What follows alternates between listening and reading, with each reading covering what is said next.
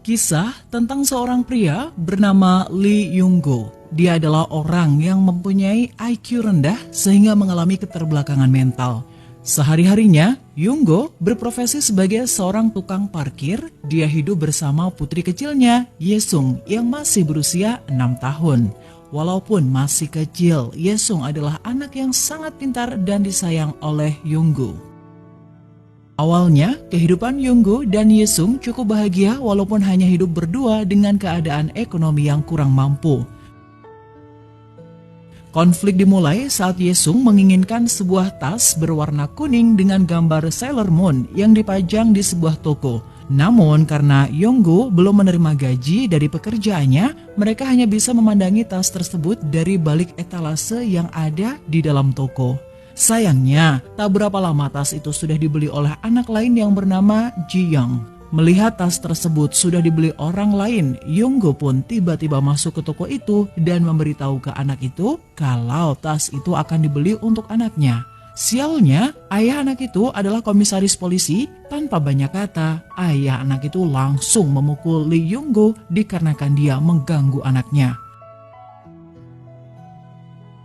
Keesokan harinya, Ji-young bertemu Young-go dan mengajaknya untuk membeli tas Sailor Moon di tempat lain. Tiba-tiba di perjalanan anak itu terjatuh dan kepalanya membentur batu yang mengakibatkan dia meninggal dunia.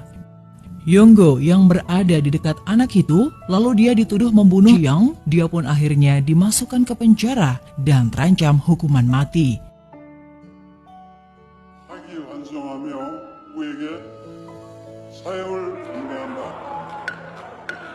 Nah, bagaimana kisah selanjutnya?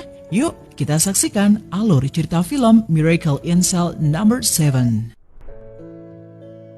Film ini dimulai saat Yesung berada di rumah ayah angkatnya sambil memegang berkas kasus penculikan dan pembunuhan. Dia pun berpamitan untuk pergi ke penjara untuk melihat situasi keadaan di sana. Sesampainya di penjara, dia melihat ada balon yang tersangkut. Dari sini, si Yesung kembali mengingat masa lalunya. Yesung yang berprofesi sebagai pengacara sedang membahas suatu kasus dan ingin memecahkan kasus tersebut di persidangan. Sebelum itu, dia pergi menemui beberapa orang pria dan mengajaknya untuk ikut bersamanya. Mereka pun tak menolak saat diajak Yesung pergi ke pengadilan dan menjadi saksi di suatu persidangan.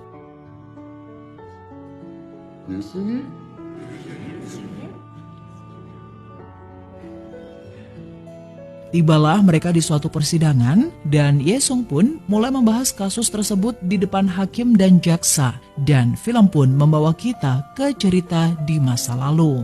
Di situ diperlihatkan sosok pria bernama Lee Young-go bersama anaknya sedang berada di toko tas. Anaknya yang menginginkan tas Sailor Moon untuk digunakan saat bersekolah, mereka pun selalu mendatangi toko tersebut melihat tas Sailor Moon dipajang di etalase toko itu.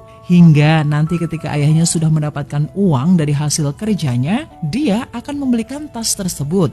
Namun sayangnya, di hari itu tas tersebut telah dibeli orang lain.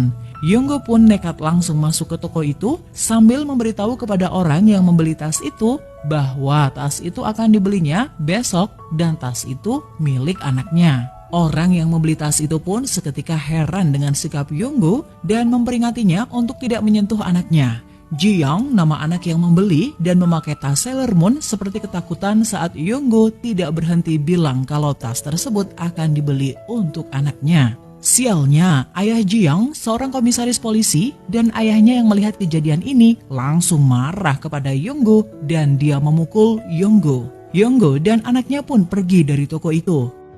Malam harinya, Young-go dan anaknya sedang bercanda saat mau tidur. Seketika anaknya mengingat tas tersebut dan memberitahu kalau nanti beli di toko lain saja dan mereka pun tertidur. Dari cerita masa lalu ini, ternyata sosok anak kecil tersebut dialah Yesung saat masih kecil yang sekarang dia sudah tumbuh besar menjadi seorang pengacara yang hebat. Kembali ke cerita masa lalunya Yesung. Keesokan harinya, ayahnya yang bekerja sebagai juru parkir pergi bekerja meninggalkan Yesung sendiri di rumahnya. Seperti biasanya, Young-go yang selalu tampak ceria mempunyai cara yang unik untuk berpamitan dengan putrinya. Hingga di mana selesai dia bekerja dan di hari itu dia sudah mendapatkan gajinya. Tiba-tiba muncul sosok Jiyoung, anak dari komisaris polisi yang memukul dirinya, menghampiri Yonggu dan memberitahu bahwa tas Sailor Moon ada yang jual di toko lain dan dia bersedia mengantarkannya ke toko tersebut. Dan mereka pun pergi bersama untuk membeli tas Sailor Moon. Selama di perjalanan, tiba-tiba Yonggu terpisah. Dia terpleset dikarenakan jalannya licin akibat air yang menggenang. Saat dia bangkit dan mencari Jiyoung, ternyata Jiyoung sudah tergeletak dan terlihat banyak darah di area kepalanya. Yonggu yang mendapati pelatihan CPR atau pertolongan pertama pada korban kecelakaan di pekerjaannya, dia pun menerapkannya ke Jiyoung. Akan tetapi saat dia sedang melakukan cara itu, terlihat sosok perempuan yang sedang berjalan dan melihat Yonggu sedang memberikan nafas buatan dan terlihat juga banyak darah, membuatnya menjadi salah paham. Dia pun histeris dan ketakutan sambil berteriak meminta tolong, sehingga banyak warga yang berkumpul dan polisi pun tiba untuk mengamankan Yonggu. Yonggu yang belum diperiksa secara detail terkait tewasnya Jiyoung, dia pun dipukuli oleh para polisi tersebut. Terlihat Yesung yang sedang menunggu ayahnya pulang. Hingga pagi pun tiba, ayahnya juga belum kembali. Dia pun pergi bersekolah. Di sisi lain, Yonggu yang sudah diduga membunuh, akhirnya dia dipaksa oleh polisi untuk mengulang kejadian di tempat tersebut. Terlihat di sana, Yonggu sedang mengulang apa yang terjadi di waktu itu, tapi justru para polisi itu yang menjebak dia di saat olah TKP. Yonggu yang bermaksud untuk menolong anak tersebut dengan cara mengendorkan celana anak tersebut agar memperlancar peredaran darah, tapi karena keterbatasan mental yang dia derita, dia pun dijebak oleh polisi itu agar dia membuka juga celananya. Setelah itu, dia bisa menemui anaknya. Alhasil, semua orang yang melihat olah TKP tersebut mengira Yonggu telah membunuh anak itu. Dia pun lalu diserang oleh warga hingga masker yang menutup mulutnya pun lepas. Siang yang sedang berjalan melihat ada keramaian, dia pun langsung melihatnya. Tiba-tiba dia kaget apa yang dilihatnya saat itu. Ayahnya yang tidak pulang semalam, ternyata dia sedang ditangkap oleh polisi. Sambil menangis, dia pun berteriak memanggil ayahnya dan untungnya Yonggu pun melihat anaknya. Namun karena olah TKP sudah selesai, akhirnya dibawalah Yonggu ke kantor polisi kembali. Sesampainya di kantor polisi, lagi-lagi dia mendapatkan kekerasan fisik yang dilakukan oleh ketua sipir penjara yang sangat membenci dengan orang yang terlibat kasus kekerasan terhadap anak-anak. Yonggu yang mendapat fitnah atas tewasnya anak seorang komisaris polisi, dia pun akhirnya dipenjara di ruangan nomor 7. Di dalam ruangan penjara tersebut, terlihat ada beberapa narapidana yang bertampang seram dengan berbagai kasus kriminal. Dan di ruangan tersebut terdapat ketua dari para penjahat tersebut, yang dimana dia mempunyai kekuasaan dari hal apapun terkait di ruangan sel tersebut. Yonggu yang mempunyai keterbelakangan mental, dia pun dengan polosnya memperkenalkan dirinya ke mereka. Tiba-tiba salah satu penghuni sel tersebut membacakan kasus dari buku yang dipegang oleh Yonggu. Mendengar kasus yang dibacakan salah satu dari penghuni sel itu, tiba-tiba bosnya langsung menyerang Yonggu dan mulai memukulnya. Tak sampai di situ, mereka pun mulai memukuli secara bersamaan dikarenakan mereka sangat membenci kasus kriminal kekerasan terhadap anak, apalagi hingga menyebabkan kematian. Hingga akhirnya mereka kembali duduk tenang membacakan isi dari buku tentang kejahatan yang dilakukan oleh Yonggu. Tiba di momen bos dari penghuni sel itu mulai emosi lagi dan bersiap memukulinya kembali. Tapi tiba-tiba langkah dia terhenti setelah mendengar hukuman yang akan diterima oleh Yonggu. Hukumannya yang didapat adalah hukuman mati. Sontak suasana sel tersebut menjadi berubah dikarenakan mereka seperti merasa bersalah memukuli terpidana hukuman mati.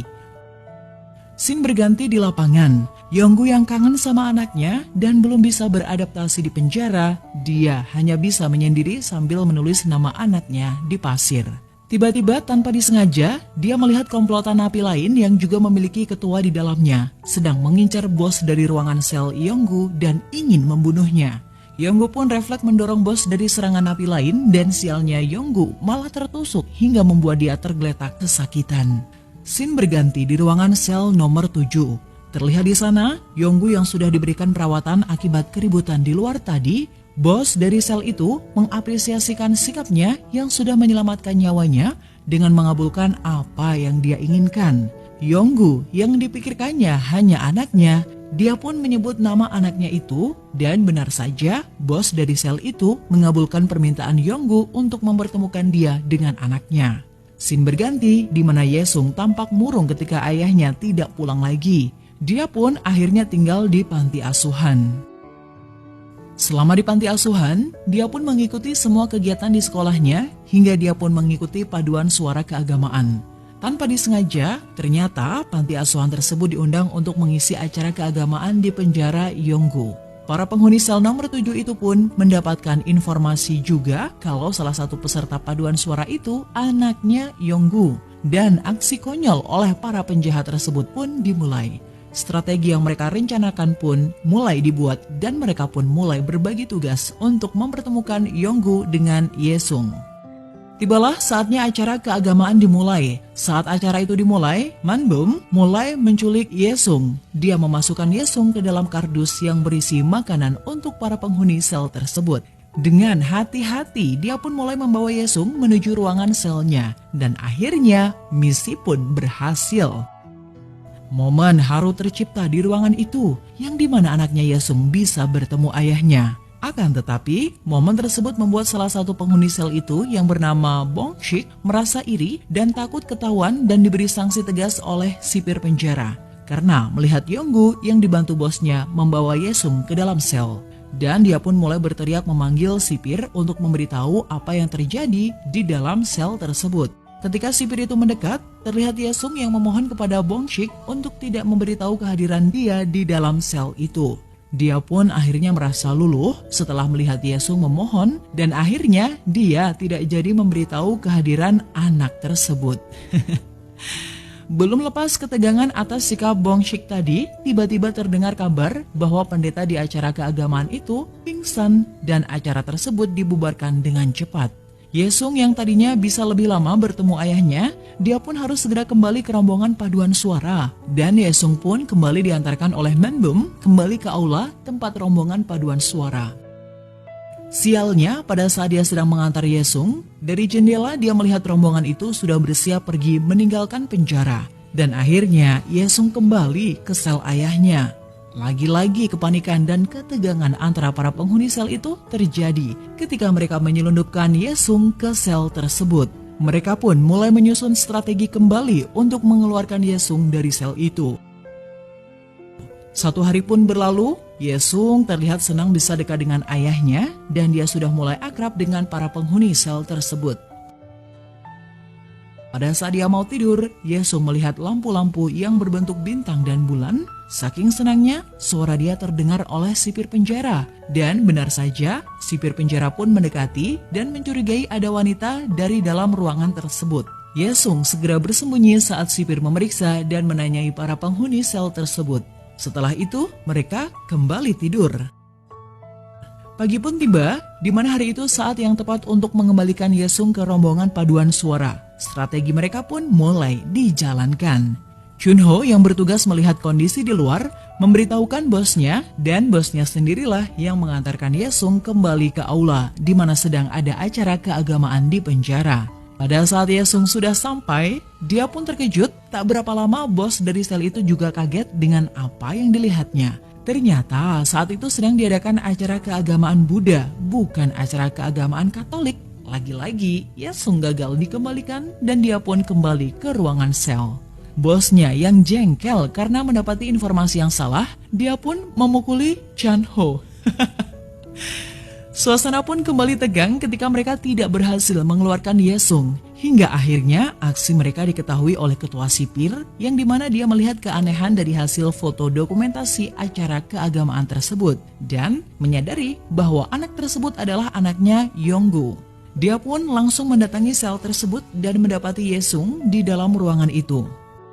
Para penghuni sel tersebut akhirnya mendapati hukuman, sedangkan Yonggu dia dimasukkan ke dalam sel yang berbeda dengan tangan yang terikat.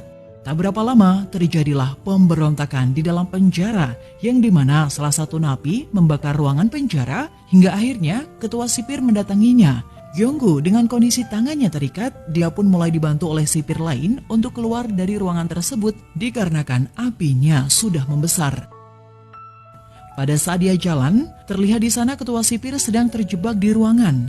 Yonggu pun mencoba meminta bantuan, akan tetapi justru para tahanan dan sipir sibuk menyelamatkan dirinya sendiri. Yonggu yang tak tega melihat ketua sipir terjebak di dalam ruangan dengan api yang besar, dia pun nekat menolong ketua sipir itu. Hingga akhirnya mereka berhasil keluar dan mereka dirawat di ruangan perawatan medis di penjara.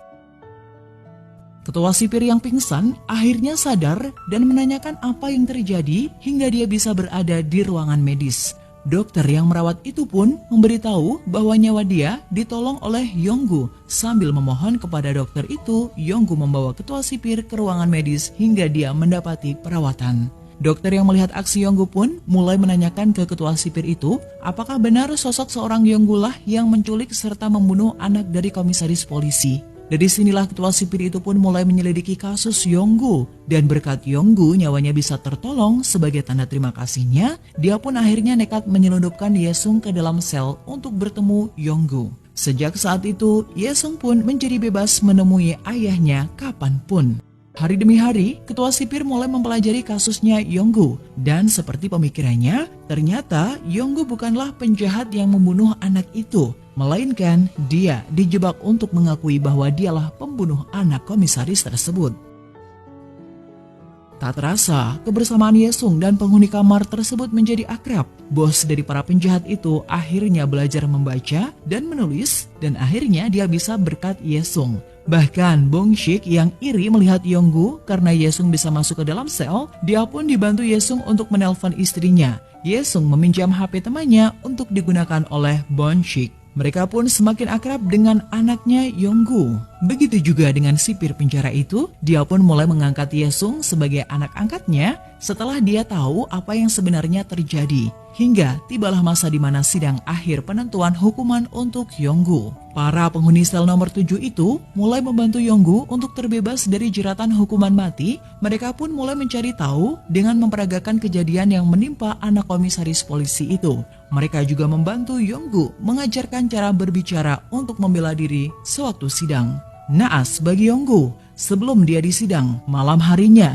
dia ditekan dan diancam oleh komisaris polisi itu. Dia mendapati pukulan yang dilakukan oleh komisaris itu. Setelah dia puas memukul, lalu dia mengancam akan membunuh Yesung jika dia tidak menolak serta membela diri di persidangan nanti.